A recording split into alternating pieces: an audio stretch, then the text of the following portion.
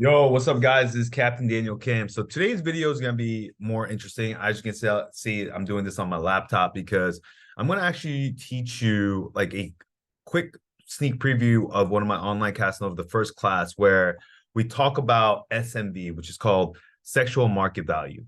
And this is one of the most important lessons, and why I start this out is to understand where the student is coming from, right? So what I do is I try to analyze you, obviously, as logical as possible, not with any biases. So the thing about SMV, or sexual market value, right? For a woman, when we look at a woman, what's her SMV, right? It's usually dependent but based on her attractiveness, right? It's like 1 through 10, and we all know what a 10 looks like, and we all know what the numbers mean when it comes to a girl. Like a girl who's usually at 8, 9, or 10 is universally attractive around the world. We could add in some extra factors, but you know, I mean, women, if you're listening to this video, I'm sorry, but men just judge women based on looks in terms of pure numbers, right? So what I mean by that is we kind of judge. Sorry, my hair is kind of going crazy right now. We kind of judge women based on looks, and that's just how it is. And I haven't really, yeah, men could say like, oh yeah, I care about her personality and stuff. Yeah, but that's later on. Trust me. First impression wise, we always care about women and their looks. Okay. But for men, it's a little different. I actually been able, I had with all the women I've dated in the past, I couldn't really ask them like what they find attractive. And they all have different answers, and it's all different categories. So I try to break it down, and I gotta give credit. This chart's from someone else. I don't know his name. I wish I got it. I knew his name so I could give him credit. But this chart is somewhere I found, and I've been using it to actually analyze what my clients what's their sexual market value in the marketplace. And I'm going to break it down, and this is going to be a chance for you guys to kind of see what your sexual market value is in the marketplace. So let's share my screen real quick, and here you go. All right, so if you guys look at this, right, it's a very simple chart. Okay, it's breaking down to age, face, race, tribe, height, body, fitness, and style. All right, so super easy. So if you see this chart, it's 2 points, 1 point, 0 point, -1 point, -2 points, 4, 2, 1, -1, -3. Basically, these numbers on the right are all points, right? And based on the category, you add the points on where you're at. So quick example, right? So age, if you're 25, you get 1 point. If your face, if you're considered good looking, you get 2 points. If your race, based on the country you are, if we're this based only mostly on the West, you get -1 point if you're Asian. Tribe is kind of like your friends group. I'll just go down each one, and then you could kind of figure out what your SMV is and what your category is, and comment below on what you think your point is. So first, like age. Age is a huge factor because as you age, in a weird way, your attractiveness goes down. For men, though, I would say your prime age group, I actually would change this a little bit. I would say 25, 30 is 1 point. But nowadays, I think 30 and 40, if you have a good career, I would say that's actually a 1 point. I do think you gain a point on that. But for now, we're just keeping it even, 1, 0, 40 to 45, -1, -2. But here's the thing, right? Like this is where you could add up your points for age, face. Okay, so this is where you got to be more analytical, and this is where I give honest feedback for my students when I look at their face, right? Let's say analytical wise, attractive face is a symmetrical face. So as you can tell even right now, my screen, my face is not symmetrical. Okay, it's not a symmetrical face. My right side is actually bigger than my left, but everyone's face is asymmetrical. But in terms of like a good looking face, right? How do you know if you're good looking? Is if you go out and there's a couple looks that you get from women, like people look at you, or you've been told a couple times outside of your family that you're good looking, then I would say you're considered good looking. Average is probably you don't get called ugly, or you don't get called good looking. So that's your like average. And most guys do fall in this place based on how you look. Below average is like you've been told that you're unattractive by girls. But if you haven't been told you're unattractive, then I would say you're average.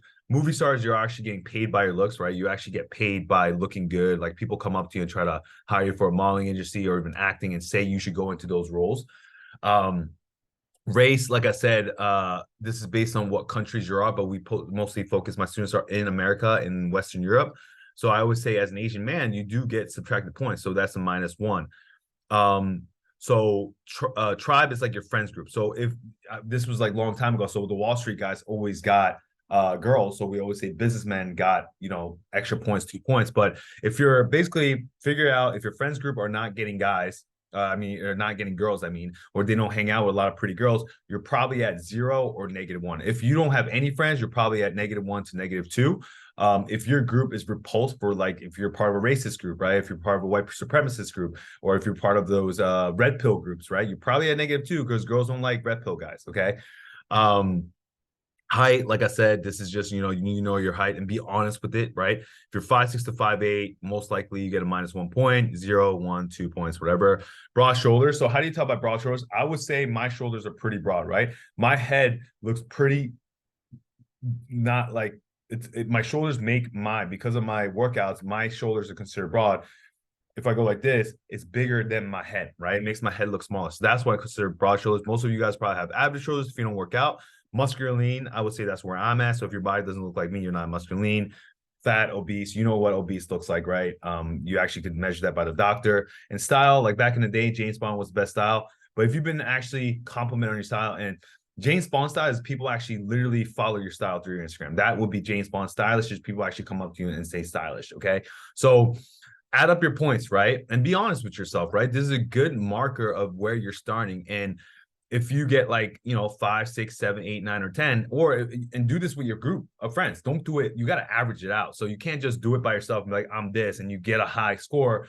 Do this. This is a very analytical way. It's like a personality test, right? So there's a very analytical way for you to figure out where your SMB is in the dating marketplace, in your attraction marketplace. So I would literally ask a couple of your guy friends, or even some of your friends that are girls, and tell them to do this chart with you and then average a score. And that's what probably you are. So, if you're a 5, you got to admit, you're right now in the dating market is a 5. So you actually dating a girl who's a 7 is you hitting way above your belt. But if you right now are getting girls who are attraction levels at a 5, then this kind of proves it, right? You're at a 5 level. And if you're below a 5, there's a reason why you're not getting girls, right? There's genuinely a reason where you're probably not getting girls is because you're, attraction level is very, very low. So guys, use this chart, comment below on the video like what your scores are. And if you want a genuine honest feedback and you have people you do, let's get on a call and let's do this on our first call and see what's all about. So this is to know where you're at, right?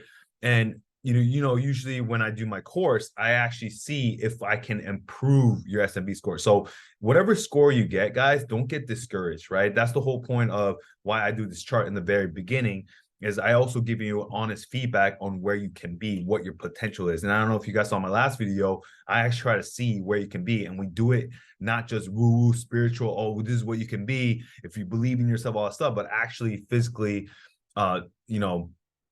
talk about like what is your actual potential, what is analytically and logically your potential. So very short video. I hope this helps, guys. This is something that even I had to be very honest with me, right? And figure out what my score was in the dating world. So I hope this really helps in terms of figuring out where you guys are starting at. And like I said, get on a call with me, right? Set up a call, dominantasiandating.com, if you want a honest feedback from another person view who, it's out of all the kindness of my heart, all feedback's neutral. So I hope that helps. Captain Daniel, out.